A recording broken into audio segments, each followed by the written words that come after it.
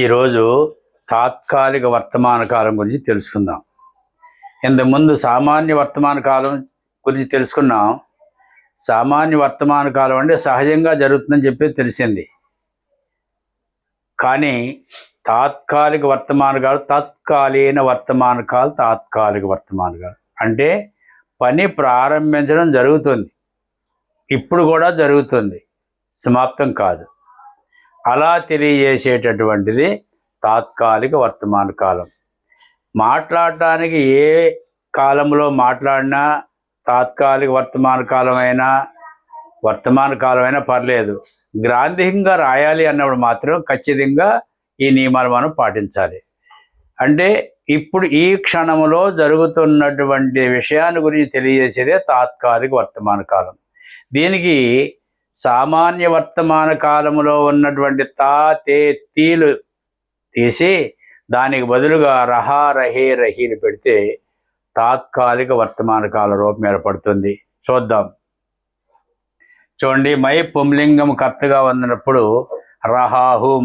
సామాన్య వర్తమాన కాలంలో తాహూం పెట్టేవాళ్ళం, కానీ ఇక్కడ రహాహూం పెడుతున్నాం. స్త్రీలింగం అయినప్పుడు రహీహూం.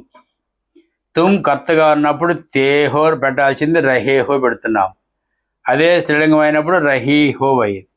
పుంలింగ ఏకవచనంలో తాహై పెట్టేవాళ్ళం, ఇప్పుడు రహాహై పెడుతున్నాం. స్త్రీలింగ ఏకవచనం కర్తగా ఉన్నప్పుడు రహీహై అవుతుంది. పుంలింగ బహువచనం కర్తగా ఉన్నప్పుడు రహేహై. స్త్రీలింగ బహువచనం కర్తగా ఉన్నప్పుడు రహీహై. అంటే హై పక్కన డాట్ ఉంటే బహువచనం కదా. ఇప్పుడు మార్పు లేనిదేంటి? హోంలో మార్పు లేదు, హోలో మార్పు లేదు, హైలో మార్పు లేదు, హైలో మార్పు లేదు. కేవలము తా స్థానంలో రహా, తే స్థానంలో రహే, తీ స్థానంలో రహి వచ్చినాయి. ఇప్పుడు దీనికి తెలుగులో ఏం చేస్తామంటే, సామాన్య వర్తమాన కాలంలో నేను తినుచున్నాను అని చెప్పేవాళ్ళం, చు ఉన్నాను అని. ఇప్పుడు ఆ చు అనేటటువంటి దానికి దీర్ఘం ఇస్తే పని ప్రారంభమైనది, ఇప్పుడు కూడా జరుగుతున్నది అని చెప్పేసి. మై కారహాహం, నేను తినుచూ ఉన్నాను. మై కారహీహం, సేమ్ అర్థం అది. ఎందుకంటే వీటన్నిటికీ అలాగే చూ అని వస్తుంది కాబట్టి ఒకదానికే రాశాను. తుమ్ ఖారహేహో, తుమ్ ఖారహీహో, మీరు తినుచూ ఉన్నారు. వహ ఖారహాహై, అతడు తినుచూ ఉన్నాడు. వహ ఖారహీహై, ఆమె తినుచూ ఉన్నది. వే ఖారహేహై, వే ఖారహీహై. అదే ఇంగ్లీష్లో అనుకోండి, ఐ ఈట్ అన్నప్పుడు సింపుల్ ప్రజెంట్ అనుకున్నాం. ఈజ్, యామ్, ఆర్ ఇవి ప్రజెంట్ టెన్స్ యొక్క బీఫామ్స్ అంటాం. థర్డ్ పర్సన్ సింగులర్ నెంబర్కి ఈజ్, మై వచ్చినప్పుడు ఫస్ట్ పర్సన్లో యామ్, మిగిలిన ప్లూరల్కి ఆర్ వస్తుంది. అలాగే ఇక్కడ హూమ్, హూమ్, హో, హో, హై, హై, హై, హై ఇవి హూమ్ అంటే యామ్. ఇక్కడ తుమ్ము వచ్చింది కాబట్టి హో కూడా యూ వాడతాం, ఆర్ వాడతాం, ఈజ్ వాడతాం. సింపుల్ థర్డ్ పర్సన్ సింగులర్ నెంబర్కి స్త్రీలింగం అయినా పుల్లింగం అయినా. బహువచనానికి హై వాడతాం, ఆర్, యారి, ఆర్.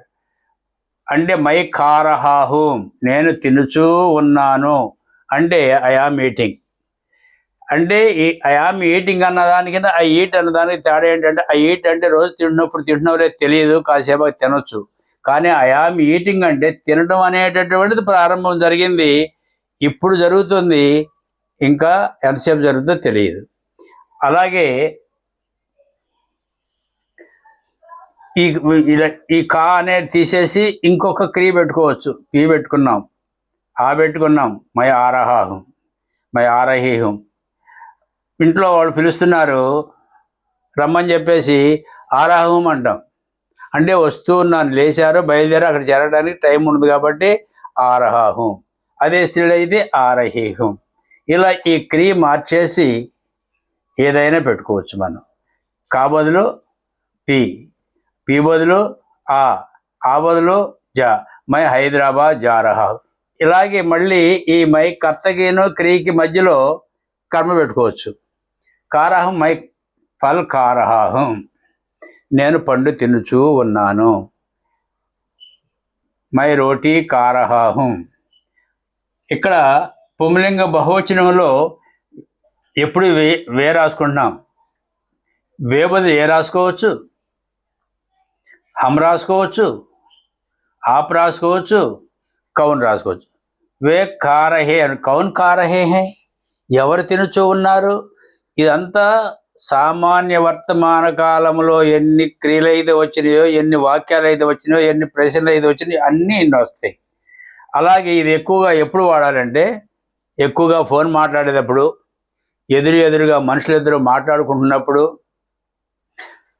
ఈ ప్రజెంట్ కంటిన్యూస్లో రావాలి. దీన్నే తాత్కాలిక వర్తమాన కాలం అంటున్నాం. కాబట్టి మనం ఒక ఫోన్లో మాట్లాడేటప్పుడు ఎదురుగా ఉంటున్నాం కాబట్టి మై బోల్ రహా హూం, కౌన్ బోల్ రహే హై అంటే తాత్కాలిక వర్తమాన కాలం రూపంలోనే మాట్లాడాలి. అలాగే బజారు పెడుతున్నాం, ఎవరో కలుస్తారు, అప్పుడు కూడా హిందీలో రాసేది తాత్కాలిక వర్తమాన కాలంలో మాట్లాడాలి. తుమ్ కహా జా రహే హో, జాతే హో అన్న తప్పులేదు, కానీ పర్ఫెక్ట్గా మాట్లాడాలంటే తుమ్ కహా జా రహే హో, మై స్కూల్ జా రహా. మా క్యా కార్ రహే, కర్ర పెట్టుకున్నాం, ఇక్కడ వహ బదులు యహ బదులు యహ పెట్టుకోవచ్చు. యహ ఖా రహా అంటే ఇతడు తినుచున్నాడు, యహ ఖా రహీ అంటే ఈమె తినుచున్నది. ఈ రెండింటి బదులు మనం నామవాచకం పెట్టుకోవచ్చు. మా పెట్టుకోవచ్చు, ఇక్కడ తండ్రి పెట్టుకోవచ్చు, అధ్యాపక పెట్టుకోవచ్చు, ఏ పేరైనా పెట్టుకోవచ్చు నామవాచక శబ్దాల్లో. అంటే సర్వనామాల బదులు నామవాచకం పెట్టుకోవచ్చు. కర్మల్లో ఏదైనా సరే తినే పదార్థము, మనం ఉన్నటువంటి క్రియాపదం ఏదైతే తినే పదార్థం అనుకోండి, తినే పదార్థాలు రాసు. తాగే పదార్థం అనుకోండి, అలాగే పడ్ పెట్టినాను, క్యా పడ్ రహే హో, కహానీ పడ్ రహా హం, క్యా లిక్ రహే హో. అలా ఎదురుగా చెప్పినప్పుడు వర్తమాన కాలంలో ఏ విధమైనటువంటి నియమాలు ఉన్నాయో ఇక్కడ చేర్చే కృదంతాలు మారుతున్నాయే తప్ప అర్థంలో చూ అనేది రావడం వల్ల చూ దీర్ఘం తీసేస్తే జనరల్ అయిపోతుంది, సింపుల్. తూ చూ అనేసరికి ఇప్పుడు కూడా జరుగుతున్నది అనే అర్థంలో మనం ప్రయోగం వస్తుంది. जा పెట్టుకున్నాం, वह जा रहा है, वह कहाँ जा रहा है, वह कहाँ जा रही है. బోల్, వే బోల్ రహే హై, వారు మాట్లాడుతున్నారు.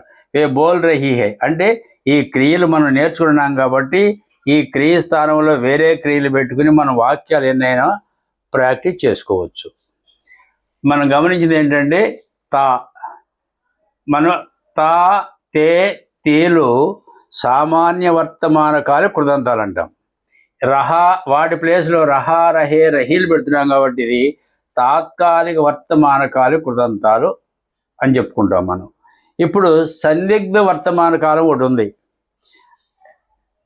ఈ సందిగ్ధ వర్తమాన కాలం అనేది ఉత్తమ పురుష మధ్యమ పురుషులో ఎక్కువగా ఉపయోగించం, కానీ అన్య పురుషులకు సంబంధించినటువంటిది. దాని గురించి ఒకసారి చూద్దాం, పరిశీలిద్దాం. ఇప్పుడు సామాన్య వర్తమాన కాలము, తాత్కాలిక వర్తమాన కాలము రెండిట్లో కొన్ని వాక్యాలు తీసుకుని ఏ విధంగా మారుతున్నాయో గమనిద్దాం. సామాన్య వర్తమాన కాల్, తాత్కాలిక వర్తమాన కాల్. వహ స్కూల్ జాతా హై, ఇది పుంలింగ ఏకవచనం అయినప్పుడు తా హై రావాలనుకున్నాం. అదే తాత్కాలిక వర్తమాన కాలం రహా హై. జా తర్వాత తా బదులు రహా వచ్చింది, మిగిలినంతా ఒకటే. అంటే అతడు స్కూల్కి వెళుచున్నాడు, అతడు స్కూల్కి వెళ్ళుచూ ఉన్నాడు. వే కామ్ కర్తే హై, వారు పనిచేస్తున్నారు సహజంగా, కానీ ఇక్కడ వే కామ్ కర్ రహే హై అంటే ఈ టైంలో కూడా వారు పనిచేస్తూ ఉన్నారు. హమ్ చాయ్ పీతే హై, మనము టీ త్రాగుతున్నాము, మేము టీ త్రాగుతున్నాము.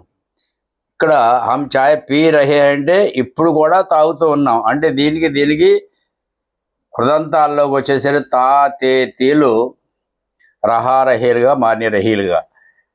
ఆప్ కవిత లిఖతే హై, తమరు కవిత రాస్తున్నారు.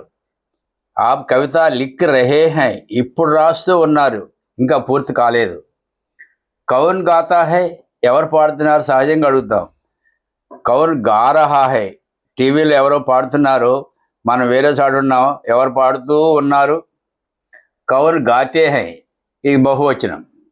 కౌన్ గా రహే హై, ఎవరు పాడుచూ ఉన్నారు.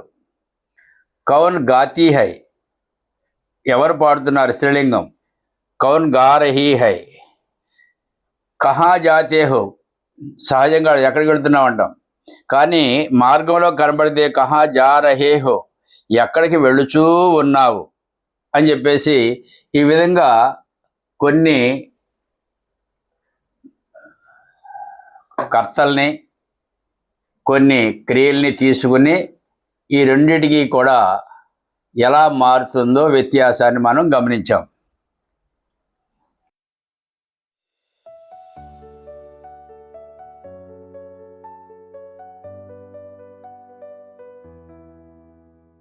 Thank you for watching this lesson.